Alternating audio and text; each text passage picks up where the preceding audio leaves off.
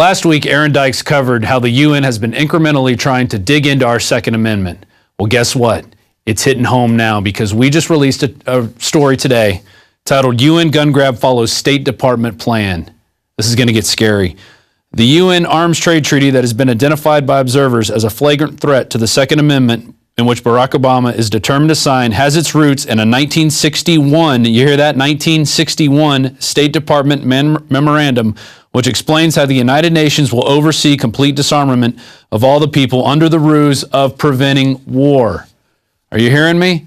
That's what they're talking about. They're going to take your guns under the ruse of preventing war. Let's go to that document, and we'll come back to this in 1 second.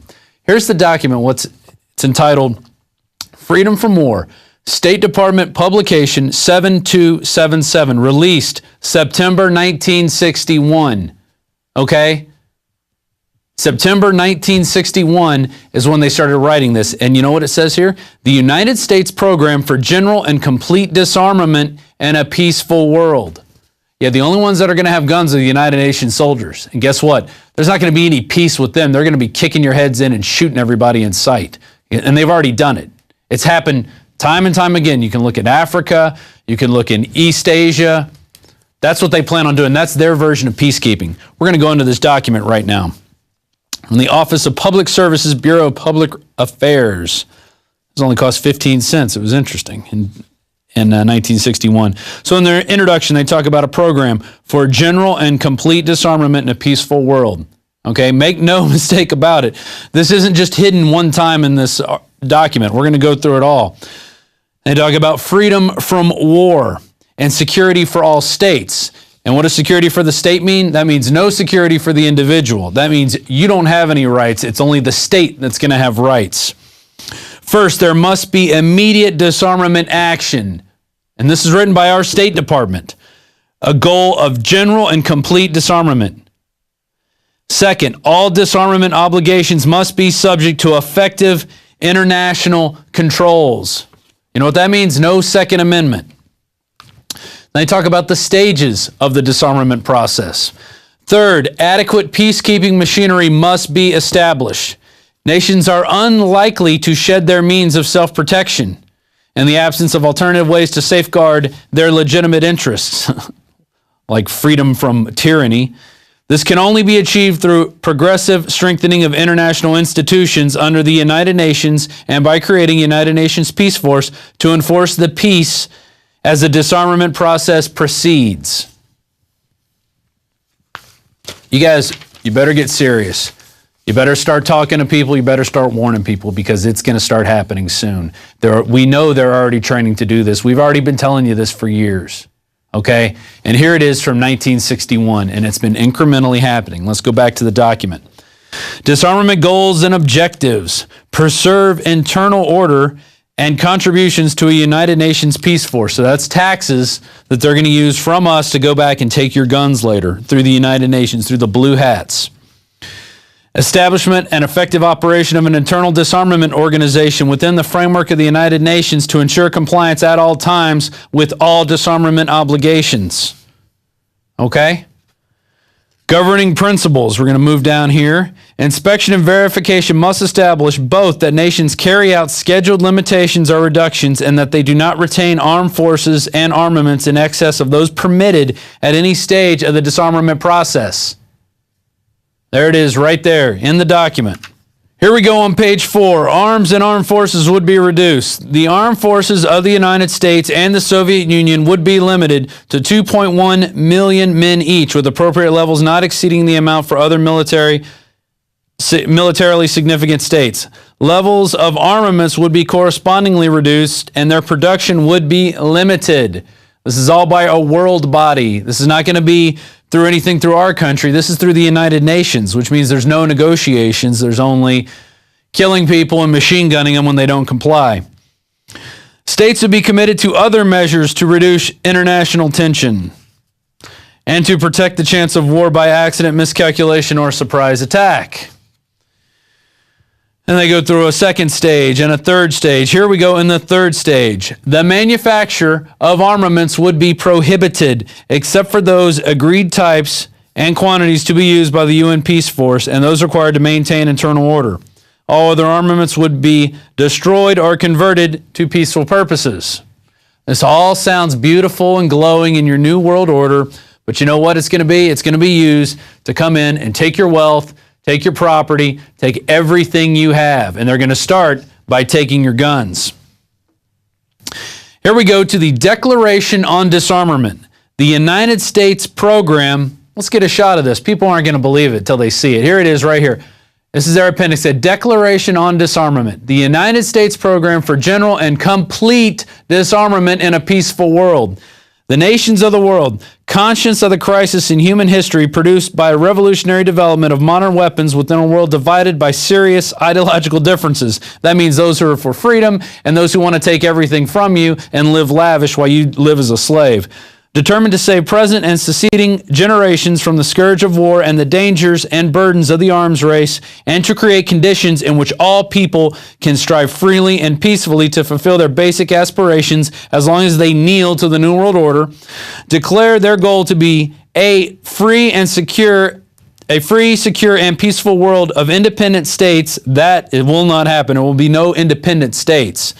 Adhering to the common standards of justice and international conduct, and subjecting the use of force to the rule of law. A world where adjustment to change takes place in accordance with the principles of the United Nations, which means nobody has guns, and everybody listens to the United Nations. A world where we shall be a permanent state of general and complete disarmament under effective international control, and where the resources of nations shall be devoted to man's material, cultural, and spiritual advance, set forth as the objectives under a program of general and complete disarmament in a peaceful world. So what does all that mean? Well, that means they're going to take your guns, and once they take your guns, you're not going to have any type of freedom of speech. You're not going to have any type of freedom of the press. You're not going to have anything. And we already reported on this before. I want to go back to the UN gun grab follows State Department plan. This came out today from Paul Joseph Watson, dated Monday, July 16th, 2012. There's the article. You can go read it all on Infowars.com. They link to a Forbes article. Under here, it's the UN Arms Treaty has caused so much controversy because it outlines a plan to target all types of conventional weapons, notably small arms and light weapons, according to Forbes' Larry Bell. There's the Forbes article. So even Forbes is saying they're coming after your Second Amendment. All right, and Forbes isn't known for protecting the Second Amendment at all. They also have a quote from U.S. Ambassador to the UN, John Bolton, who said probably the first intelligent thing I've ever heard him say. He also warns that the agreement is trying to act as though it is really just a treaty about international arms trade between nation states, but there is no doubt that the real agenda here is domestic firearms control.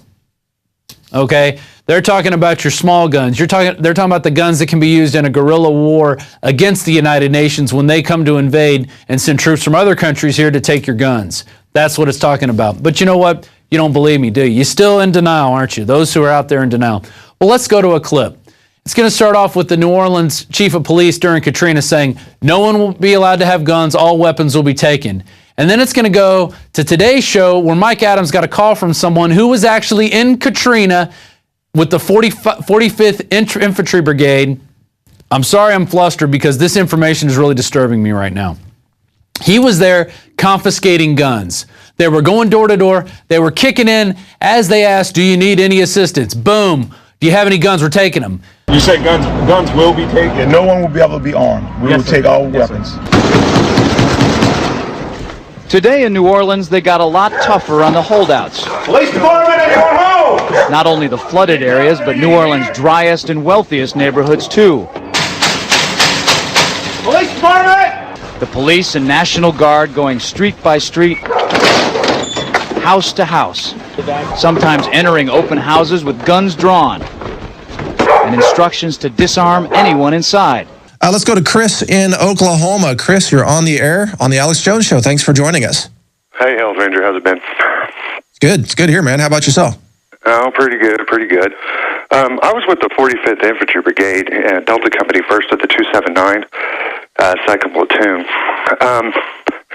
During Hurricane Katrina, I'm kind of calling in on yesterday's subject. I'm sorry about that. It's all right.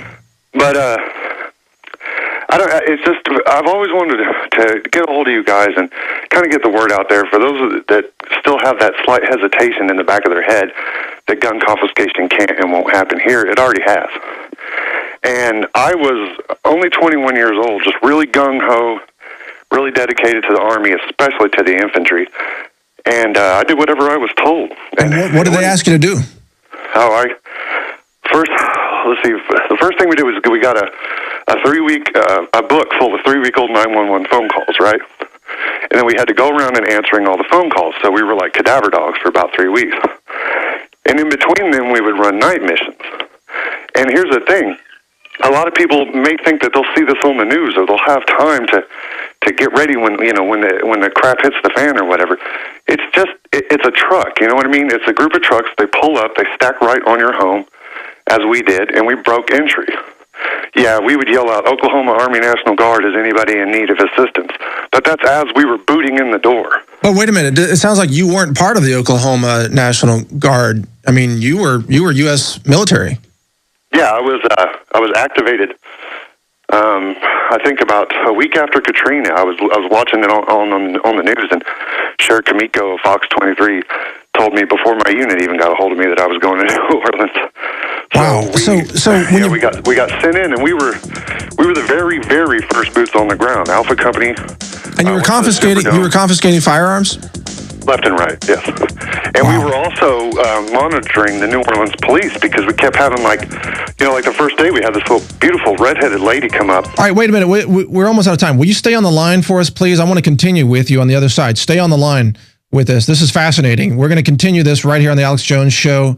We'll be right back. That happened today in this wealthy neighborhood where homeowners had armed themselves to protect their mansions. Residents were handcuffed on the ground. In the end, police took their weapons but let them stay in their homes. They were a little bit threatened because our weapons were bigger than their weapons. Chris Montgomery says he'd rather be in Iraq than patrolling American neighborhoods. Walking up and down these streets, you don't want to think about the stuff that you're going to have to do. Somebody pops around the corner. Be shooting America. Yeah. We have Chris on the line from Oklahoma relating a story about gun confiscation in New Orleans and that entire region following Hurricane Katrina several years ago. And Chris, go ahead. You were describing how you and your team were kicking in doors and confiscating firearms from people. Did anybody resist? Did anybody ever shoot back? What happened?